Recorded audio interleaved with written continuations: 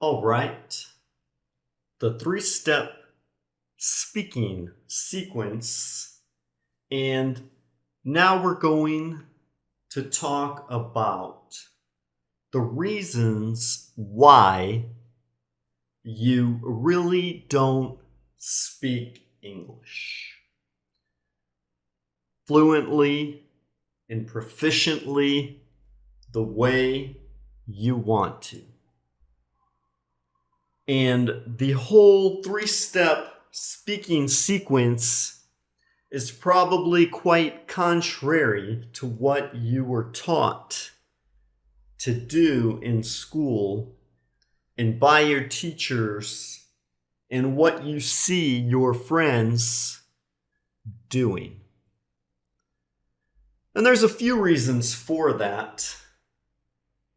And the first thing I'd like you to think about and compare is the way schools apply tests. And we're going to compare the way you took tests in school to the way that you learn how to ride a bicycle. All right, so think about that for a minute. So in school, you took tests.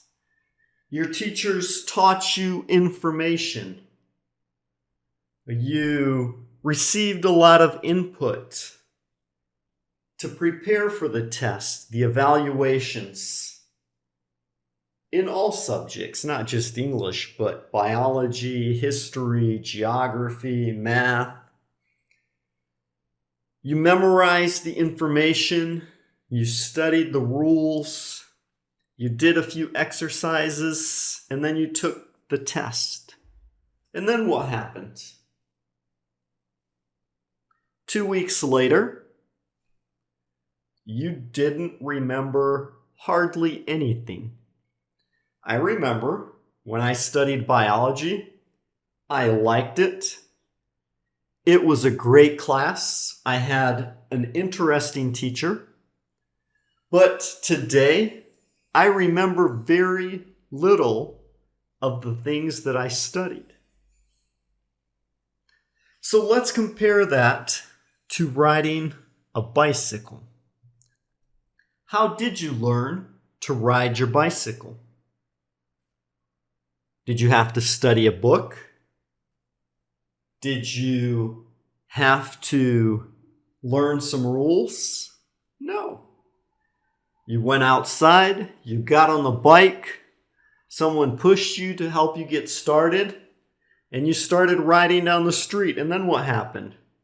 You probably fell, right? 2 or 3 or 5 or 10 or 100 times. But you got back up, you got back on your bicycle, and you tried again. And you learned how to keep your balance. You learned how to steer. You learned how to pedal. And you learned how to ride your bike.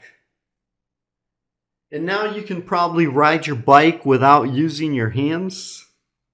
You can ride your bike uphill or downhill, or fast or slow. And then you grew up and you bought a motorcycle or a car and you put your bicycle in the garage. But today, if your car were to break down, let's hope it doesn't, but if it did, and you needed to ride that bicycle, you could go out in the garage and get on your bicycle and ride it because you learned to ride by doing it. It was a kinesthetic learning process. There were muscle memory involved in you don't forget how to ride your bike. It's like learning how to play the guitar. I played the guitar. I finally learned after 30 years. But initially, you can take a book and read the book. You can take a course. You can do watch lots of videos on the internet. But until you take the guitar and practice, you're not going to know how to really play the guitar. And so after years of watching others play and wanting to play and reading about playing the guitar and watching videos, I finally sat down and started playing every day. And now today I can play some basic songs. I'm not a great player, but I do know how to play the guitar. And it's a great feeling. Something that I won't forget because I do it and I practice it.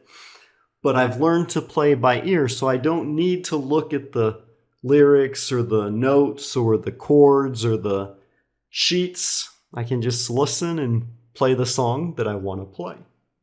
That's the way you want to learn how to speak English.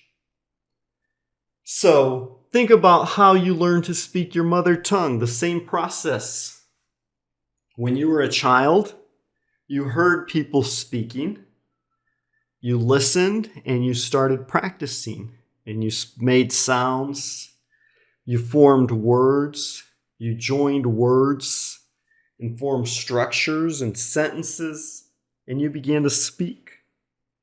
You didn't need books and grammar rules and someone to teach you how to conjugate verbs for you to learn how to speak. Now, that's all important. If you do that today, learning English, you can speed up the process, but that's just to help you speak better. Just like when you were a child, you learn how to speak, and when you were 5 years old, after you could already speak, then you went to school to learn how to read and write.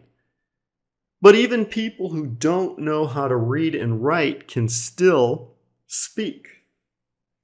And that's what I want you to understand with English. If you learned your mother tongue, if you learn how to speak and form phrases, and you can hear and understand, then you can learn to speak another language. You can learn English and any other language you want. Now, another thing that happens is that most teachers, native English teachers, have never learned a new language. Not all of them, but many, okay? I'm not saying they're all bad, it's just that's a fact. They don't understand the psychology of speaking, okay? They're good teachers, their pronunciation is good, they have good courses, but since they never actually had to learn a second language, they don't actually understand the psychology behind it, the fears that you face as an English student.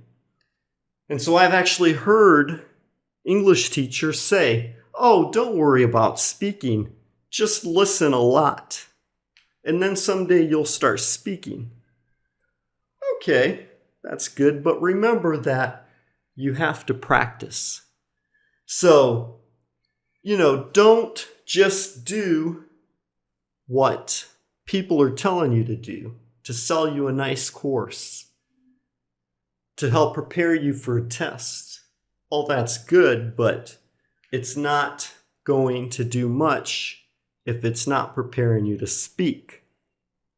And you want to speak English. Another thing that many English students do is they do what their friends do. And unfortunately, most of your friends don't speak English either, do they? How many of your friends that study English really speak? It's an interesting question. I don't know what country you're from and how it is there, but here in Brazil, many people study English, but very few speak and actually use it. Right here in the city where I'm living now, I know 2 people. One of them has studied English for a long time, is finishing her course. When she finishes her course, she wants to go to another school to learn how to speak. And another guy that I know right here in the same city, he's only been studying for a short amount of time, about 1 year, but he speaks every day, and he understands me when I talk to him. and he can reply. Whereas the first person I told you about, even though she's studied for many years, when I speak with her, she doesn't understand me hardly at all, and she can't answer me back. She answers me in Portuguese. So you don't want to just do what your friends are doing. You see your friends going to school, you see your friends buying courses, you see your friends doing this, you see your friends doing that. That's all good, but like I mentioned before, 96% of English students give up and never learn to speak. Why? Number one, they don't have a clear goal. Most just want to finish their course. They join a school. They do what the teachers tell them. They study book 1, book 2, book 3, book 4, book 5, and so on. And since they don't have a clear goal, they lack motivation. The classes go on and on and on. They don't see themselves progressing and developing. They take one test after another, and then they forget what they studied. They don't have clear guidance from someone who has actually learned to speak. And then they give up in frustration. So the moral of the story, what I'm trying to say with all of this, it's not that your friends are bad or your teachers are bad. It's just that if you want to speak, to learn to speak, then you can't just do what your teachers tell you. You can't do what your friends are doing. You can't just study mindlessly. And you have to start speaking. And there's one group of people that you need to follow. Okay? So that's what I'm going to tell you about in the next video. The one group of people that you should follow in their footsteps and do what they do and look to them as examples if you want to start speaking. Because if everything else that you've done so far hasn't worked, then maybe it's time to try something new. Don't you think? You ready for it? All right. So I'll tell you all about it in the next video.